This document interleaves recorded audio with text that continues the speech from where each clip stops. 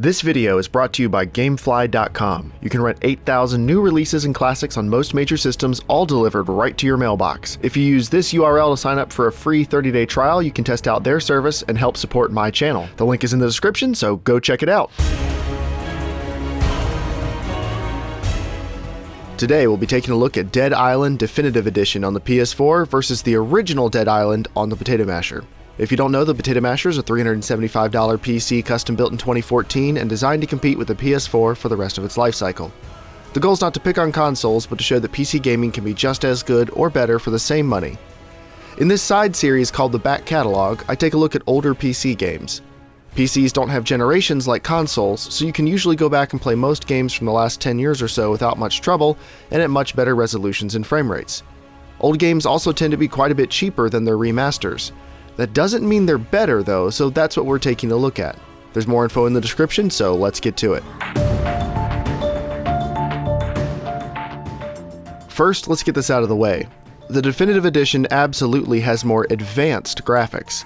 The standouts are higher resolution textures, dynamic lighting, shading, God rays, and other related effects. It looks nice. Presumably the PC Definitive Edition looks as nice or better. However, the Definitive Edition also costs about $30 on the PS4, and the original can be had for $5 or less on PC. Of course, you do get all the bonus content along with that, so it isn't a bad deal, but it's certainly quite a bit more expensive than the base game on the PC. These prices were taken off of Amazon at the time of this review, so are you getting a $25 better experience, and what are you giving up? Well, in my opinion, this remaster is hitting the point of diminishing returns. The original still looks pretty good on PC. I mean, it's not that old. I'm also able to super sample the resolution to 1440p and lock the frame rate at 60 FPS compared to the PS4's 1080p and 30 FPS. That's over 75% more pixels and double the frame rate, and the result is a much cleaner, crisper action, less noticeable motion blur, fewer jaggies and aliasing, and reduced input lag. The Definitive Edition also has a very bad-looking chromatic aberration effect. I'm really not sure why games do this. I assume some people like it, so more power to you, but it comes from photography and it's not usually considered a good thing. It's the ugly red and blue fringing on hard edges. Much like film grain or vignetting, a little goes a long way and I would have preferred if it didn't have any. In my opinion, in this area the original PC version looks much better on the Masher than the Definitive Edition does on the PS4.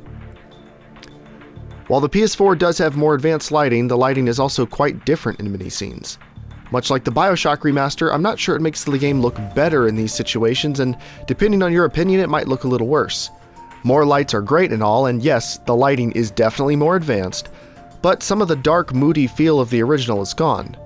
I would have liked to see the newer lighting technology used, but without altering the look and feel of the original quite as much. Overall, the PS4's visuals are more impressive on a surface level. Again, it's the remastered version, you'd expect that.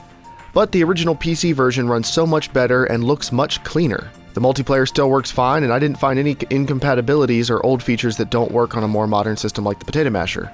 Of course, there is one more thing I wanted to look at.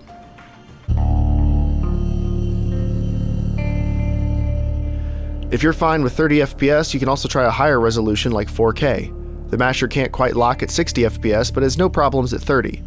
Of course, you're getting limited improvements on a 1080p monitor compared to 1440p, but the image quality is still a little cleaner and sharper. It looks good. Dead Island doesn't have the best motion blur, so I really don't like 30 FPS in this particular case, but it looks great otherwise. Good enough is a very real thing when it comes to the non-stop graphical progression of modern games. I love amazing graphics, of course, as you can tell by pretty much my entire channel, but pure visual fidelity isn't the whole picture. I definitely have a preference for the PC platform and the Potato Masher, but honestly, I'd rather play the game at 60 FPS with super sampling and have a great, sharp, smooth experience on the Masher instead of having a more cutting-edge graphics with all the downsides that come with the PS4 version. Of course, the PC Definitive Edition is currently $20 on Amazon, so you could always pick that up if you want the best of both worlds, but PCs are all about choice, and I think I'm fine with the great $5 experience I can have on the Potato Masher. If you enjoyed this video, consider supporting this channel and the Potato Masher project by tossing me a few bucks on Patreon. It helps me test new games quicker and better, and it makes a huge difference in the number of videos I'm able to put out. You can also hit the like or subscribe buttons. Thanks for your support, thanks for watching, and I'll see you next time.